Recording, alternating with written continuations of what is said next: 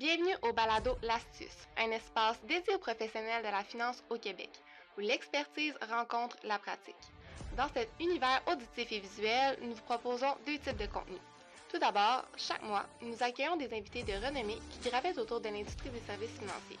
Qu'il s'agisse d'avocats, de notaires, de comptables, de fiscalistes, de planificateurs financiers ou de hauts dirigeants de cabinets et d'entreprises.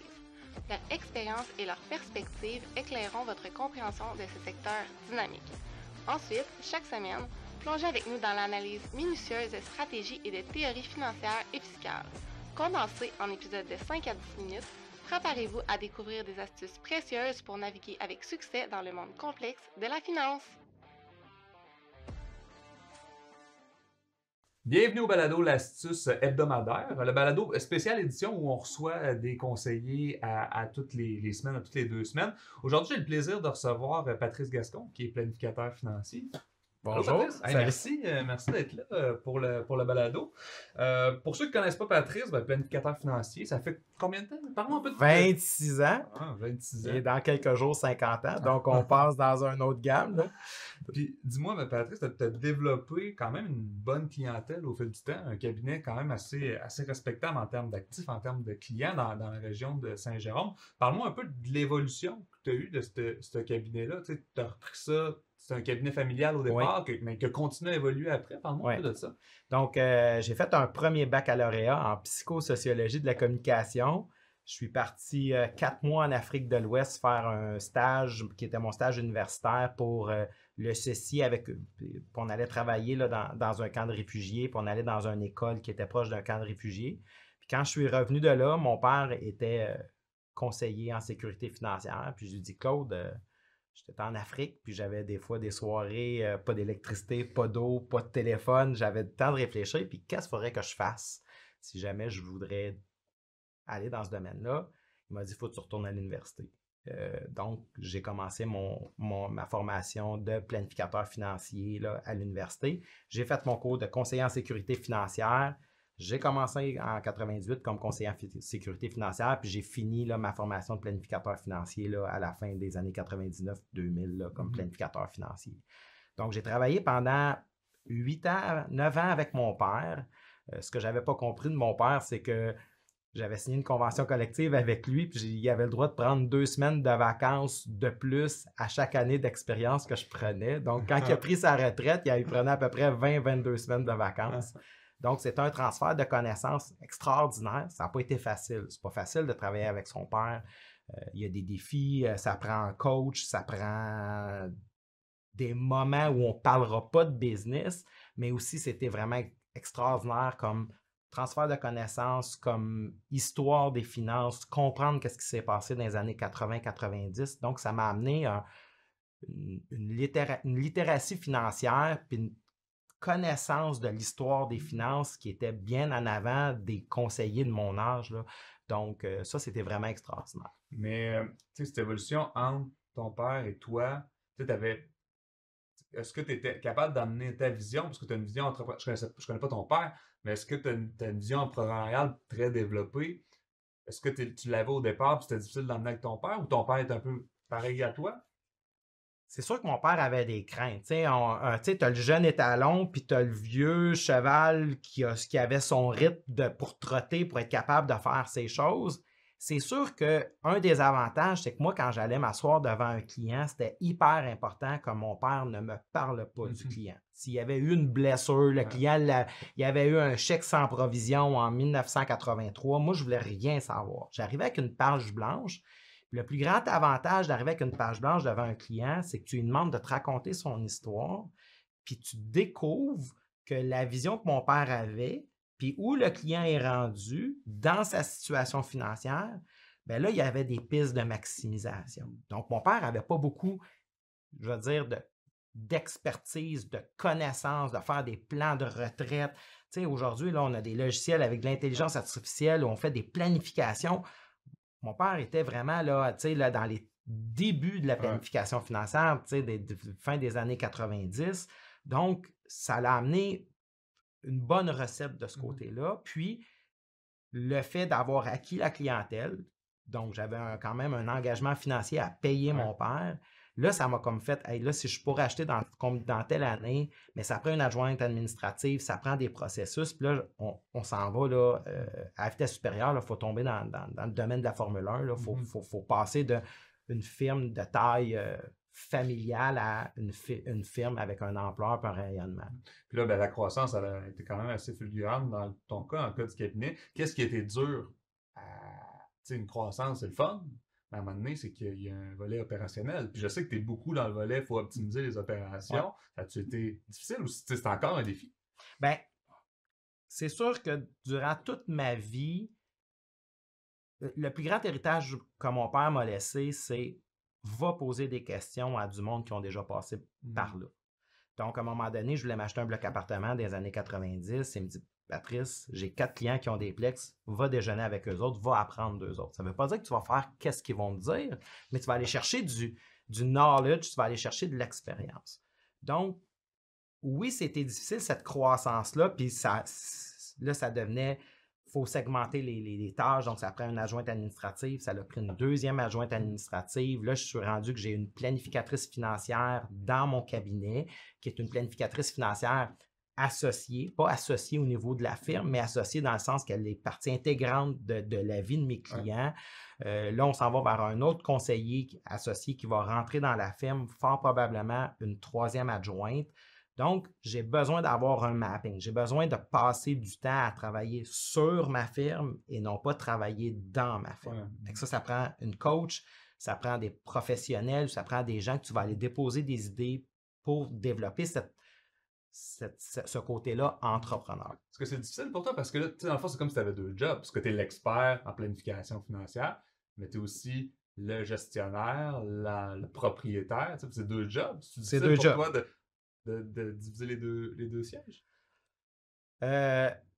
J'ai une équipe d'adjointes extraordinaire. Puis sans eux, je ne pourrais pas être rendu où je suis aujourd'hui. Donc, ça me prend des rencontres où chacune des adjointes sait qu'est-ce qu'elle a à faire. Tu sais, Lisiane, là, on a des rencontres où Patrice, il faut parler de la gestion de ton cabinet, que ce soit déclaration des plaintes, renouvellement de l'assurance collective. Donc, j'ai besoin de prendre certaines décisions, mais tout est fait en sorte qu'il y a plein de choses qu'elle est capable de m'arriver, puis je vais être plus un capitaine du bateau. On fait ça, puis on arrive. Donc, il faut que j'alloue du temps pour ça.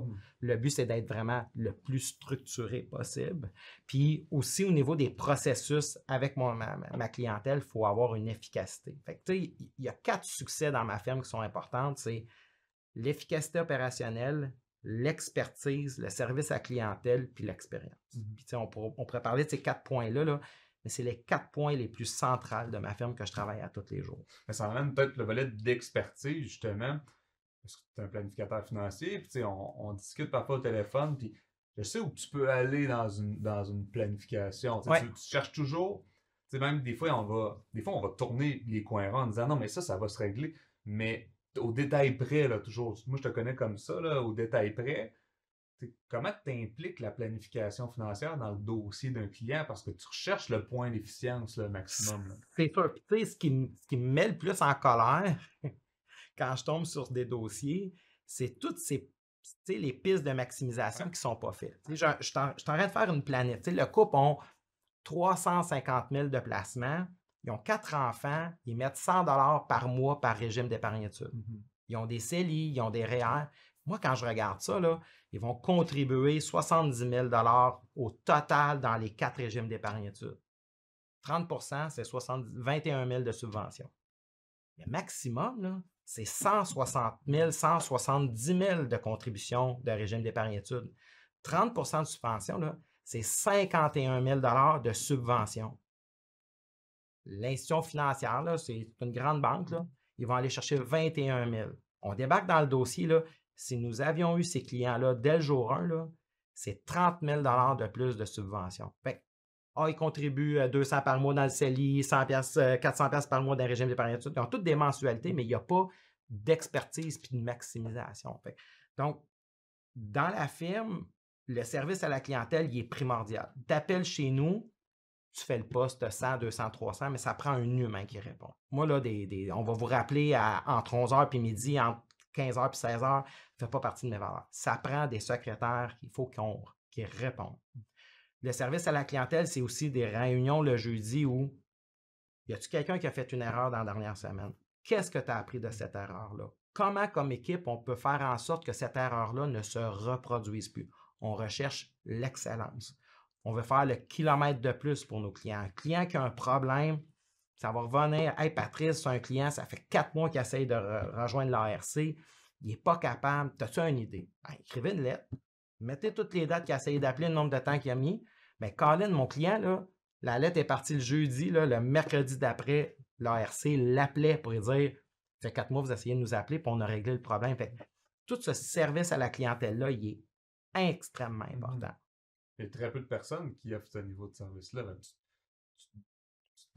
Il y a des niveaux de service, on s'entend, mais tu es à un niveau qui aujourd'hui, c'est très rare. C'est très rare de parler à quelqu'un, très rare d'avoir des retours, c'est très rare d'avoir une proactivité. C'est sûr. Pour un paquet de raisons qui sont justifiables. Ben, c'est ça qui est l'avantage compétitif de la firme. Ben oui, puis j'imagine que ça vient avec une quantité de références. Exactement. Comment on gère après ça, ces références-là? Ben, actuellement, à chaque 4 références, on prend un client, puis il y en a 3 qu'on va transférer à 2 conseillers juniors qui veulent adhérer à nos valeurs. Donc, ça veut dire qu'ils sont présents aux rencontres et regardent comment on travaille. On est des modèles pour. Donc, ça nous prend, on doit choisir nos clients parce que c'est important que le client soit engagé.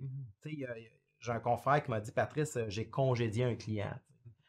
Puis, on est en processus, on a eu 3 rencontres avec des clients où on leur a dit qu'ils étaient un peu sur la liste de congédiements potentiels. On leur a expliqué pourquoi. Puis il y en a un qui est vraiment en colère. C'est correct qu'ils soient en colère. Mais c'est parce que ça fait 3 ans qu'on attend les papiers pour faire une planif vraiment, vraiment sur la coche. S'il arrive à la retraite puis qu'il n'y a pas assez d'argent, qui va venir voir pour ça? Ça va être moi. Donc, c'est important que j'aie un engagement. On va vous offrir, on va faire le kilomètre de plus pour nos clients. On ne fera pas le marathon. C'est vraiment clair. Monsieur le client, présentement, vous êtes en train de nous demander de faire le marathon. Puis moi, mon engagement, c'est de faire le kilomètre de plus. Il y a plein de places qui ne veulent pas faire le kilomètre de plus parce que c'est là-dessus qu'ils vont, ils vont chipper. Là. Nous, on va faire le kilomètre de plus, mais pas le marathon. Ça, c'est vraiment à ce niveau-là. Maintenant, on a parlé de segmentation, parce que justement, cette clientèle-là, il est arrivé à un moment donné que tu as fait, ben là, moi, je donne ce niveau de qualité-là, mais là, je ne peux pas le donner à cette clientèle-là en termes de ratio, peu importe, rentabilité. Est-ce que tu as eu à vendre des clients dans ta carrière ou tu as juste dit, OK, non, on augmente le processus, on améliore? Ben, oui, tu as raison, il y a 2 choses. Là. Oui, présentement, on a une segmentation de fait. On a 49 clients en placement qui sont sur une liste où ils vont être contactés pour voir qu'est-ce qu'on fait. Bon, ils n'ont pas le niveau d'actifs suffisant. Le service à la clientèle qui exige, il est super, il est hyper exigeant. Donc, on essaye de voir un client, là, je te donne un exemple, le client, là, il peut appeler 4-5 fois le 3 janvier parce qu'il n'a pas eu son dépôt de son régime de retraite à son FRV, mais c'est parce que l'ordinateur fait des calculs puis il ne comprend pas pourquoi je ne l'ai pas le 1er janvier. On vous l'a dit, ça fait 3-4 ans que ça va toujours être le 5 ou le 6. Il faut que les ordinateurs... Donc là, à un moment donné, cette personne-là, il y a une exigence que là, on n'est pas capable d'offrir. Donc oui, on a une segmentation. L'autre chose, c'est que ça fait quand même plusieurs années qu'on s'assure de rentrer des clients de qualité. Donc, il s'est fait aussi une segmentation où il y a des clients qui ont décidé de transférer out. C'est bien correct. Il y en a qui ont décidé qui ont voulu revenir parce qu'ils ont été voir ailleurs puis ils ont vu que c'était pas ce qu'il y avait ici. C'est correct. Donc, oui, il y a une segmentation qui doit se faire, mais il y a une très grosse segmentation qui se fait dès l'entrée du client dans la firme. Donc, ça... Puis avec le processus interne que tu as, parce que tu as segmenté tout ça, mais comment tu gâter tes clients haut de gamme, les platines, je ne sais pas comment tu les appelles, parce qu'il y a un niveau, c'est sûr qu'il y a un niveau de platine or, argent. Qu'est-ce que tu donnes à tes clients à ce niveau-là que tu ne donnes pas aux autres? Du VIP, des événements? OK. 3 choses.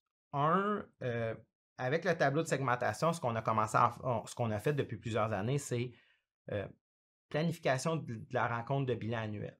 Donc, on a pris le calendrier, on a enlevé janvier, février, puis on a mis 10 mois, puis on a dit, OK, on a tant de clients, on va faire des rencontres bilan, exemple à raison de 40 rencontres bilan par mois, puis on les répartit entre moi et Émilie, ma planif. c'est important qu'on ait une rencontre bilan avec le client où on va réviser les objectifs, etc.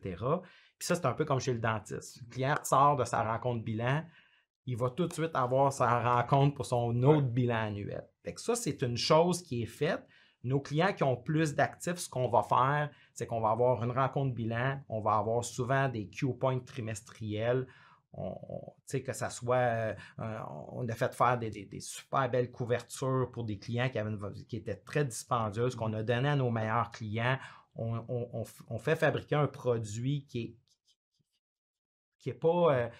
tu peux pas, tu n'iras pas chez Walmart chercher ça. Donc, on va chercher des produits, on va créer des moments avec des clients qui vont être bien spécifiques parce qu'on a aussi le profil de personnalité du client, etc. Les clients qui sont dans le sport, ben là, on a des serviettes en microfibre pour eux pour qu'ils soient capables. Fait qu'on essaie d'adapter ce qu'on va offrir à nos clients comme produit, mais on n'embarque pas non plus dans le surachat de notre client. Le client, il nous choisit parce qu'on a une expertise, parce qu'on a une expérience, parce qu'on a une efficacité opérationnelle, parce qu'on a un service à la clientèle. Pas pour la tasse qu'on va lui donner. C'est pas ça. On ne veut pas acheter, on n'est pas dans l'achat de la clientèle. Puis, tu sais, l'efficacité opérationnelle, ça, c'est un point super important. C'est qu'il y a plein d'articles. Tu sais, je veux dire, toi, tu es une personne qui veut augmenter la littératie financière des conseillers, des gens dans la population. Puis combien de fois je vois que le conseiller sert un client, tu lui poserais un questionnaire sur appliquer des pertes en capital, puis il va dire oui, mais il ne le fait pas pour son client. Parce qu'il n'y a pas l'efficacité opérationnelle. Donc, le client qui arrive chez nous, c'est aussi de s'assurer que les principes financiers connus, on les applique dans leur dossier. Fait que ça soit la déductibilité, tu sais, les pertes en capital 2022, la crise des marchés, là, dès juin, on avait un chiffrier Excel, on avait le PBR des clients, on avait les gains en capitaux des 3 dernières années, on avait la JVM. Puis là, il y a des clients qui ont reçu des appels pour leur dire « On a regardé votre dossier, puis on ne fera pas de perte en capital. » On n'a pas appelé juste ceux que ça leur concernait. On a aussi appelé ceux que ça ne les concernait pas pour leur dire « Hey Jean-Sébastien, j'ai regardé ton dossier, puis ça ne donne rien de faire des pertes en capital parce que ça ne sera pas bénéfique pour toi, parce que peu importe. » Puis là, je dis « Qu'est-ce que tu veux dire? » Ben oui, voici là, je t'envoie l'article. Puis là, le client dit « Tu m'appelles pour me dire que ça ne s'applique pas. » Oui, mais c'est parce que je veux te prouver que j'ai regardé ton dossier. Mais ça, c'est la différence de partout. De partout. Parce que, tu sais, des fois, là, je me souviens plus avec qui je parlais ça, un conseiller, on parlait de la mise à part de l'argent. Mise à part de l'argent, théoriquement, c'est un beau concept. Une fois que la personne devant toi, il faut l'appliquer, là, c'est une autre part de manche. C'est sûr et Il certain. faut revoir l'hypothèque. C'est ça que je trouve ça intéressant de ton côté, c'est quand que ça arrive, OK, ben là, faut le faire. Mais tu es équipé pour c'est ça. Ça passe par les adjointes, ça passe par des processus pour que ça se réalise. Tu sais, Jean-Sébastien, j'entends souvent des conseillers, on a appelé le client, il m'est pas revenu, etc. Tu as une vie de fou, j'ai une vie de fou. Tu sais, avant, là, 20 ans, là, mon père, là, quand il était conseiller, là, il venait au siège social de IA Groupe Financier à Québec, là, il embarquait dans son char, puis pendant 3 heures, il écoutait à la radio, puis il était dans la contemplation de l'autoroute. Moi, là, le 3 heures à matin, là, courriel, texto, écoute, j'ai le cerveau parce qu'on a tous des vies compliquées. Il faut comprendre que nos clients ont des vies compliquées, puis quel est le kilomètre qu'on peut faire pour s'occuper du compliqué, puis de leur ramener soit un arbre décisionnel ou des processus pour leur simplifier la vie. Que ce soit les trousses fiscales de fin d'année qu'on envoie au comptable. 1 mois avant la fin d'année fiscale d'un client corporatif, il y a un appel qui va se faire au comptable. « Hey, tel client, sa fin d'année fiscale, là, c'est un 30 novembre. On a le compte de placement. Voici qu'est-ce qu'on a comme gain en capitaux. On a-tu quelque chose à planifier avant le 30 novembre? » Premièrement, le comptable, là, ça t'en pas ça. Je veux dire, là, tu viens de le pogner, il fait comme ouais, c'est vrai, mais là, il va m'amener ses papiers là, après sa fin d'année fiscale. Oui, mais c'est parce que si on a besoin de faire quelque chose au 30 novembre, là, il fait le passé. Là. Nous, on planifie. Donc, et là, les clients, les comptables de clients depuis quelques années, ils savent, je savais que tu étais pour m'appeler, je suis prêt. Donc, Donc, toute l'application des pertes, des gains, les trousses fiscales, l'accompagnement du client, c'est toutes des choses que peu ou pas font, mais ça nous distingue. Donc, la compétition est où? J'en ai pas. J'en ai pas de compétition. À ce niveau-là. Puis ça m'amène aussi à parler de où tu vas te distinguer. Puis je sais que c'est par bon cœur, mais tout le volet philanthropique, là aussi, là, tu t'impliques beaucoup là, dans le volet de la communauté. J'imagine que de ce vouloir-là d'aider les gens, ça vient ça parce que on s'entend, on fait pas de la philanthropie pour la visibilité que ça peut nous donner. On le fait vraiment pour. Mais depuis quand ce volet philanthropie est arrivé? Puis depuis les dernières années, là, ça. Oui, oui. Qu'est-ce qui amène à ça dans. Moi, je pense que si tu veux devenir un planificateur financier exceptionnel, il faut que tu aies un désir sincère d'aider l'autre.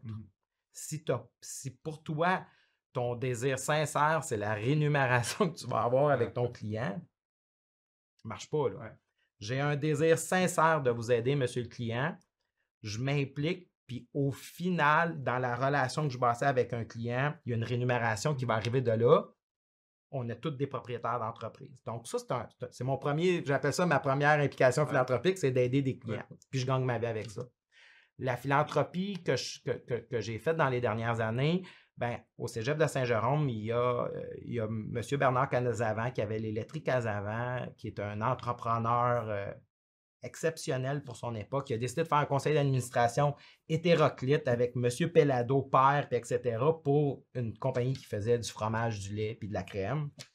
Puis aujourd'hui, lui a décidé de porter comme projet que ça prend des entrepreneurs, puis il faut cultiver la fibre entrepreneuriale chez les jeunes. Donc, au Cégep de Saint-Jérôme, on appelle ça le quartier général de l'audace. C'est un lieu physique où les jeunes peuvent faire du parascolaire en entrepreneuriat. Ça, c'est la première étape. Tu sais, notre sphinx, là, notre pyramide finale, c'est d'avoir un lieu physique où on va offrir une formation collégiale axée sur l'entrepreneuriat. Donc, on pourrait faire un 2 ans cégep puis finir avec une spécialisation d'1 an juste en entrepreneuriat. Là, ça prend des sous pour ce rêve-là. Donc, j'ai fait une donation assez importante au quartier général de l'audace, plus la fondation du Cégep de Saint-Jérôme où aujourd'hui, où je suis rendu, c'est parce que je l'ai appris. Mon père a lâché un secondaire 4. Ma mère a travaillé comme coiffeuse toute sa vie. Elle n'a pas beaucoup de formation académique, mais ils ont beaucoup de résilience puis ils étaient très travaillants. Fait que j'ai travaillant, si tu vas chercher des notions puis des compétences puis de l'école, c'est un autre niveau. Tu amènes ça à un autre niveau. Donc, pour moi, l'école, c'est super important. Fait que ça, c'est mon premier engagement qui est dans ma communauté avec la fondation. Je donne aussi des habits de neige dans une école du quartier pour des jeunes qui sont dans le besoin. Donc, c'est une autre implication. Puis, cette année, j'ai décidé de lancer les bourses Oxygène 1966. Donc, les bourses Oxygène 1966, c'est l'année quand mon père a commencé comme conseiller. C'est d'offrir de l'oxygène financier à des jeunes qui sont dans le sport d'élite. Mais ils sont dans le sport d'élite, mais ils n'ont pas encore de commanditaire. Ça coûte cher et ils n'ont pas d'argent. Donc, c'est un projet que je fais avec ma conjointe, que j'ai décidé qu'il fallait que ça soit un projet commun, un projet de vie. On s'est posé des questions. Puis cette année, on a 6 boursiers pour 6 jeunes. On a un engagement de 25 000 $. Donc, c'est des bourses qui sont très significatives. Puis on rencontre toutes sortes de jeunes. Je pense à Ludo qui fait du patinage de vitesse courte piste. Il vit à Saint-Eustache, il va à l'école le matin, il part en courant pour arriver au coin d'autobus pour 11h45, descend à l'aréna Maurice Richard, 2 heures de patinage d'entraînement, musculation. Son père va le chercher à Montréal, le ramène à Saint-Eustache, puis là, fait du jogging, puis il faut qu'il allie école, entraînement. Saint-Eustache, Saint-Jérôme, c'est loin, là. Il y en a qui fait du ski de boss. Il faut aller faire de la trampoline l'été dans un centre de trampoline pour développer la proprioception, là, la connaissance 3D de son corps dans les airs. Ils ont toutes des vies de fous, des parcours de fous, et ça coûte des 15, 20, 30 000 $. Millionnaires, là, non. Tu sais, t'as des papas policiers, maman qui travaille en travail social, Ils ont une fille qui fait du vélo de montagne, puis elle n'avait pas de sous pour aller au championnat canadien. Ben, tu sais, c'est une bourse, puis elle arrive là, elle a 15 ans, ben, on va te faire courir U17, puis elle finit deuxième. Elle ne pouvait pas y aller. Tu sais, c'était économiquement, c'était difficile. Fait que ça, c'est notre engagement, puis c'est pas juste un engagement de 2024, c'est un engagement. Mon désir, c'est vraiment d'offrir ça à tous les ans, puis que ces bourses-là augmentent. Donc là, on est victime un peu de notre succès. Là, on a déjà des jeunes qui nous écrivent pour les prochaines années. Il faut faire des choix. On ne peut pas sauver tout le monde. Mais ça, cet engagement-là, ça a amené quelque chose de vraiment extraordinaire chez mes employés. Mon équipe a embarqué là-dedans quand je suis arrivé avec ce projet-là. On a un calendrier des compétitions. On va faire un mur au bureau où on a la photo de chacun des athlètes, on a leur biographie, on veut faire notre mur des boursiers, puis les secrétaires disent, ben, ça va être notre motivation le matin d'offrir un service à la clientèle exceptionnel, d'avoir une efficacité opérationnelle hors pair, d'offrir une expertise de pointe. Fait que là, quand tes employés embarquent là-dedans... Le succès du cabinet finance ça. Exactement. Fait que, tu sais, plus l'entreprise est en santé, plus on est capable de donner à notre communauté, puis ça devient là, super motivant. Depuis un nombre d'années que tu es là-dedans avec IA Groupe Financier, est-ce qu'il y a une raison pourquoi tu travailles avec IA Groupe Financier? Parce que des réseaux de distribution, on en a plein. Il y a des qualités, chacun a ses qualités, a ses défauts. Qu'est-ce qui a fait en sorte IA Groupe Financier, Patrice? Bien, tu sais, c'est sûr que des fois, dans certaines lignes de produits, je vais aller voir d'autres assureurs, je vais aller voir d'autres institutions financières. Mes portefeuilles modèles ne sont pas exclusivement des gestionnaires de IA Groupe Financier. Par contre, la majorité de nos affaires vont se faire avec cette institution financière-là pour différentes raisons. Un, le service en français rapide. C'est une entreprise, c'est des dirigeants qui sont accessibles quand ça va pas bien. Il y a plus d'erreurs, un cycle qui a plus d'erreurs, je suis capable d'écrire à différents dirigeants, ils vont se regarder le nombril, puis ils vont faire un peu comme on fait le jeudi là, avec mes employés. Pourquoi qu'on fait cette erreur-là? Qu'est-ce qu'on peut faire pour arrêter de la faire, cette erreur-là? Puis pour moi, une firme qui fait ça, tu sais, je suis en train de régler un dossier, là, c'est une banque canadienne. Puis là, ben, c'est un nouveau mandat, puis la madame, elle se dit, il me semble que ma mère, elle devait avoir plus d'argent que ça. Ben, tabarnouche, quand j'ai regardé le dernier rapport, l'avant-dernier rapport d'impôt, pas le rapport d'impôt du décédé, mais le dernier rapport d'impôt qu'elle était vivante, il y a des feuillets fiscaux d'une des branches de l'institution, puis quand je regarde ce qui a été déposé dans le compte de succession, il n'y a pas de chèque qui a été mis de cette branche-là. Et c'est des dizaines, c'est 150 000 que l'institution financière, ils ont reçu tous les documents, ils ont oublié de régler cette partie-là des certificats de dépôt de la madame. Ils offrent des bons taux d'intérêt en certificat de dépôt. Mais il n'y a pas personne qui a allumé. Hey, on a une autre division, c'est la même madame, même numéro d'assurance sociale, même date de naissance. Puis Mais là, ça, là, moi, ça ne peut pas arriver. Là. Je sais qu'avec IA, il y a des processus qui sont mis en place. Donc, c'est ce qui fait que j'ai un plus grand attachement avec cette institution financière-là qui devient mon distributeur principal. Puis là, la pratique, elle a évolué, elle évolue encore dernièrement. Il y a de l'intelligence artificielle. Je sais que ton cabinet commence déjà à travailler avec ça. Mais où tu vois la pratique évoluer dans les 5, 6 prochaines années, ou peut-être même plus court que ça? Ou ta pratique, mettons, plus de toi. S'il n'y a pas de relation avec le client, c'est un client que tu vas perdre. Ça prend une relation. Il faut être capable de poser des questions qui vont des fois être déplaisantes pour le client, mais il faut oser poser ces questions-là.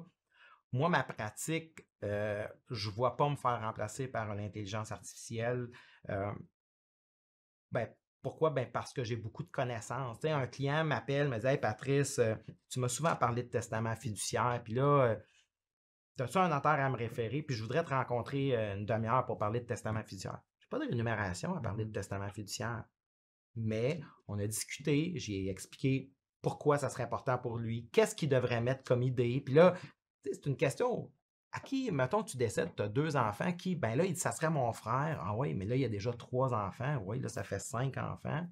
C'est que les actifs que tu as dans ton testament fiduciaire, pourquoi tu ne mettrais pas une allocation pour permettre de bonifier ou d'agrandir la maison? Puis est-ce que tu pourrais pas mettre une allocation pour remplacement de véhicule? Puis là, il dit, pourquoi tu me dis ça? Hey, je dis, écoute, moi, j'en ai 3 enfants. Si j'en ai 2 de plus, la maison est trop petite. Je vais-tu vouloir les accueillir? Mais si je peux agrandir la maison, je peux remplacer un véhicule parce que je suis rendu quasiment avec j'ai plus la moitié d'une équipe de baseball. La moitié d'une équipe de baseball, on peut aller jouer au hockey, on a 5 enfants, là. Mais j'ai dit, c'est des choses qu'il faut peut-être que le notaire ne te fera pas penser. Mais cette personne-là, là, quand elle est partie de ma rencontre de 45 minutes, un, c'est un client qui est acquis. Puis 2, ben, il m'a référé son ami qui a une entreprise. Il m'a dit, hey, j'ai parlé de mon testament fiduciaire, puis je vais faire un mandat avec lui. Fait que ça, c'est pas l'intelligence artificielle. Non. Tu sais, puis on va faire des. Tu sais, comme Jean-Sébastien, t'en as-tu vu des plans? Il y a combien de plans qui sont revus, analysés, appliqués à tous les ans? En pratique, il y a beaucoup de gens qui le font pas. Là. Des plans boudinés, là, des gros plans boudinés, là. Mais c'est mis sur le coin de la. Le plan, là, il vaut rien s'il n'est pas révisé, il n'est pas appliqué. Fait est-ce que ça va être l'intelligence artificielle? Je pense pas. C'est un outil pratique. Bon, oui. Oui. Tu sais, puis je le vois avec les enfants de mes clients. Moi, je rencontre des enfants de clients, puis là, je leur dis, c'est sûr que je coûte plus cher en honoraire de gestion que Wealthsimple. Mais quand tu trouves un compte chez Wealthsimple, là, les produits qu'ils t'offrent au début, là. Ben, tu sais, souvent, tu vois des jeunes que 40, 50, 60% de leur portefeuille que c'est des cryptos. Ouais. Quand tu trouves l'application, finalement, c'est ça qui est facile d'acheter là-dedans. Parce que c'est ça qui te prend la promotion. Puis est-ce que tu penses que c'est le produit le moins lucratif de Wealthsimple? Je pense pas. Bon, fait que oui, c'est une discussion qui est à avoir. Fait qu'on a vraiment développé aussi une approche, toute une approche avec les enfants de nos clients parce que est-ce que je peux passer 3 heures de rencontre avec le fils d'un client qui a 5 000 à investir? Donc, on a des processus, on a une présentation organisée, on met des choses en place. Puis on va s'occuper de l'enfant du client, mais on va dans une méthodologie, une structure pour s'assurer que ça soit le less time consuming possible, mais qu'il y ait le maximum de valeur puis qu'on s'occupe de lui. T'sais. Fait que ça, c'est. En terminant, Patrice, si tu parles, parce que tu sais que tu vois beaucoup de jeunes conseillers, il y a des jeunes qui t'appellent justement pour demander des conseils. Ouais. Ben justement, pour ces gens-là qui t'appellent pour donner des conseils, puis les autres qui t'appellent pas, qu'est-ce que tu conseillerais à un conseiller? Pas nécessairement qui commence, quelqu'un qui est dans une phase qui veut se développer, mais généralement, qu'est-ce que je conseille à un conseiller? Il aurait fallu que j'amène ma feuille orange fluorescente parce que j'ai une feuille, il y a des gens qui viennent me voir, puis je vais donner cette feuille-là. Là, où ça marque tout ce que tu vas entendre là, fort probablement, tu ne l'appliqueras pas. Il y a beaucoup de gens qui appellent, puis ils cherchent la recette magique. Lire. Pas lire sur Facebook, lire. Lire sur la psychologie, lire sur les testaments fiduciaires. Faut lire. Faut prendre du temps pour s'instruire. Faut écouter des balados sur les finances. Faut le plus possible absorber de connaissances. Parce que la journée que tu as réussi à absorber une quantité phénoménale de connaissances, tu n'en as plus de compétition. Parce qu'il y a 99% des gens qui n'auront pas les connaissances que tu vas avoir. Fait que ça, la première chose, c'est lire. Se former, lire, se former, lire, se former, lire. 2, ça prend un coach ou une coach. Sidney Crosby, je ne sais pas comment il y a de coach, là, un coach physique, un nutritionniste. Les meilleurs ont des coachs. J'ai une coach, je la rencontre à tous les jeudis, 2 fois par mois le jeudi.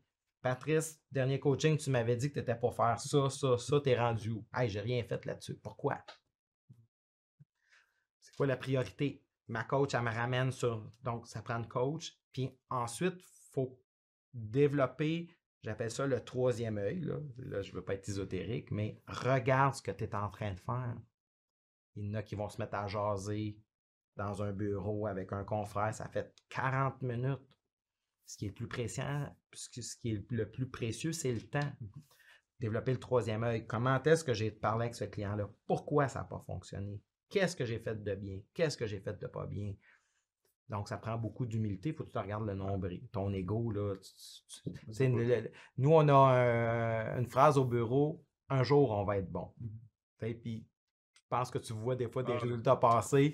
Tu dis, ouais, Patrice, il est dans la Ligue majeure, mais oui, on est dans la Ligue majeure, mais un jour, on va être bon. Fait qu'en disant ça, il y a de la place à l'amélioration. Donc, lecture, formation, coaching, remise en question, regarder ce qui a fonctionné, c'est hyper important. Ben, je pense que c'est des super bons conseils. Puis l'idée, justement, c'est de les appliquer. Je pense que c'est ça le défi de tout le monde. C'est sûr. Ah, c'est intéressant d'avoir tout ça. Mais le coach, c'est un peu ça qui est intéressant, c'est que tu ramènes à ce que tu n'as pas appliqué. Puis là, tu as un compte, tu as une reddition de compte avec quelqu'un. Fait que là, ça, c'est important de l'avoir. Puis Marie-Josée, elle va... Tu sais, j'ai pas juste des succès, là. Là, 2 ans, je disais, regarde, je vais intégrer une personne en courtage hypothécaire. Puis là, on était dans la fin de la bulle immobilière avec le COVID. Premièrement, des courtiers hypothécaires, même les pas bons, ils débordaient. Puis dans mon processus de sélection, j'ai peut-être choisi pas la bonne personne. C'est pas qu'elle n'est pas une bonne personne, mais j'ai pas choisi la bonne personne dans ce rôle-là. Ça n'a pas été un succès. Puis Marie-Josée, là, tu t'en passais en entrevue, puis elle disait, hey, je le voyais venir bien d'avance comme coach. Elle me posait des questions, je le voyais pas. Ça m'a pris plusieurs mois à le réaliser. Aujourd'hui, j'en parle. Puis est-ce que j'ai-tu l'air d'un loser? Non. Hey, j'ai tellement appris de ça. Engager la bonne personne à la bonne chaise, puis le salaire va venir après, là. C'est pas ça ton tu sais, ouais, j'ai une secrétaire 22$ de l'heure, un autre 25$, je vais te prendre celle à 22, celle à 25. Laquelle qui est la meilleure? Ouais, c'est sûr, celle à 25 elle est bonne. OK? Tu sais, fait que c'est vraiment de se poser des questions, de revenir, puis la coach, elle nous amène tout le temps là. C'est sûr qu'elle m'amène tout le temps là. Patrice, merci pour la discussion, vraiment intéressant. Je suis convaincu que les conseillers qui regardent le balado vont en prendre des affaires. Mais merci vraiment d'être venu ici aujourd'hui. Merci Jean-Sébastien, félicitations pour ton trophée que tu as reçu par l'Institut de planification financière. Puis je suis super content d'avoir pu partager ça à d'autres conseillers, pour en inspirer. On a une super belle profession. Merci. Merci.